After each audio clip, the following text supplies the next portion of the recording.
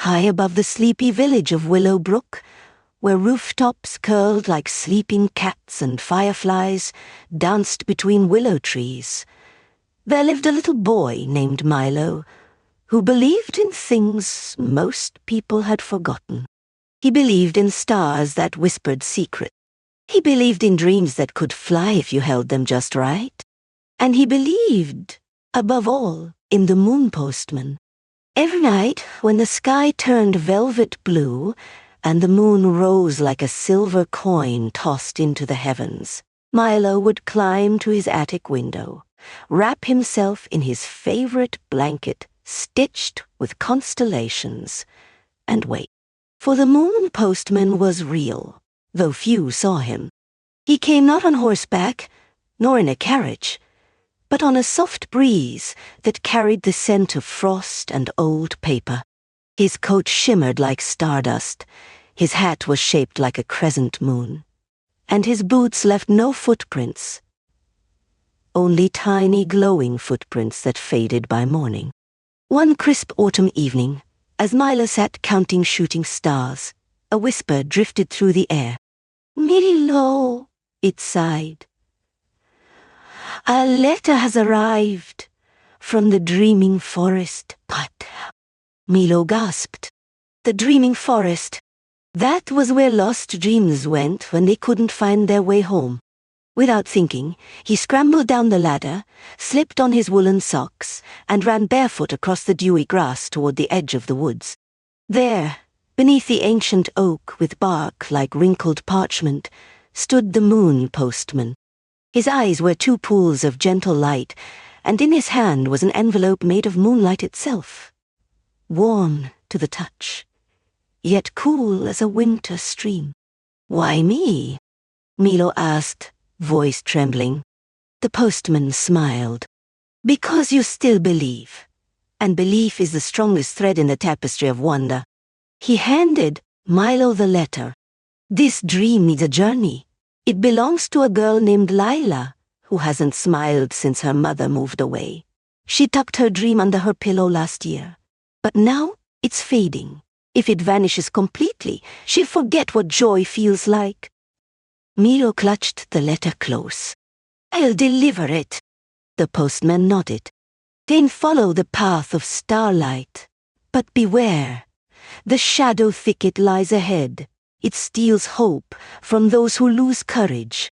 With a final nod, the Moon Postman vanished into the wind, leaving behind a single silver feather that glowed faintly in Milo's palm. Milo stepped forward. The forest changed at once. Trees leaned inward, their branches forming arches that hummed with quiet sorrow. The ground grew cold, and every step echoed too loudly. Shadows stretched long and thin, reaching for his ankles. "Don't look back," a voice said. Not his own, but deep inside. Milo swallowed hard. He remembered his mother's lullaby. "When fear comes near, hold your heart tight and sing the song you know." So he sang, softly at first, then stronger. "Well, moonbeam, shine so true. Light my way, I'm not afraid of you." Ding. As he sang, the shadows shivered. One by one, they melted like mist before dawn. A small bird with wings like spun glass landed on his shoulder. "You're brave," it chirped. "But the thicket isn't done with you yet." Just then, a low growl rumbled from the dark. From behind a moss-covered stone emerged a creature made of smoke and silence, the keeper of forgotten things. "You carry a dream," it hissed. "Dreams are heavy. Let go." Milo trembled. But he of Lila. How she used to laugh like bells in springtime. How she'd once drawn a picture of the moon wearing a crown. "I can't let it go," Milo said. "It's someone's happiness." The keeper tilted its head. "Happiness? A fleeting thing. What good is it against loneliness? Milo looked down at the letter. He pressed it to his chest. It's not about being happy all the time, he said. It's about remembering, even when it hurts, even when it's far away. Love stays. The keeper stared. Then, slowly, it exhaled. A gust of wind that scattered leaves like confetti. You speak truth, it murmured. Go, but remember this. Dreams don't need to be big to matter. A single spark can light a whole night. With that, the thicket parted, revealing a path lit by floating dandelion seeds. At the end of the trail stood a cottage with a roof of woven ivy and windows like open eyes. Inside, Lila sat by the hearth, her face pale, her hands folded tightly in her lap. She hadn't seen sunlight in weeks.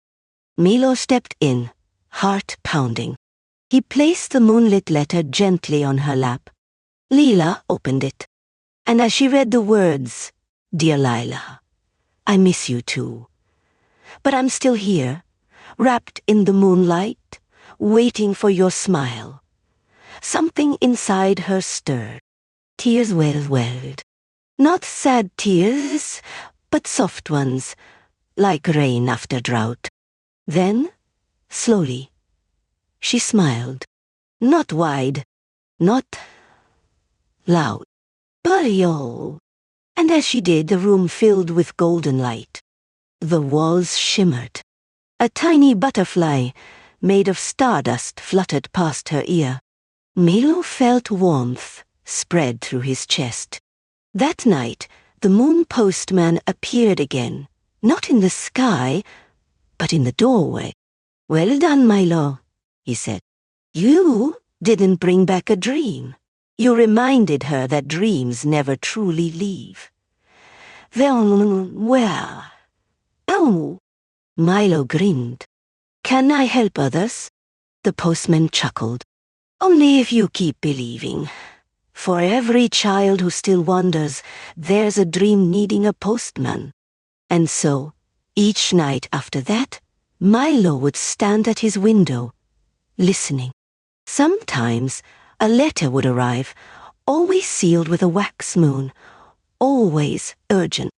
And every time he'd run through the woods, singing his song, carrying hope like a lantern. Because even the smallest dream, when loved, could change the world. Morel. Belief is magic, and kindness is the strongest spell of all.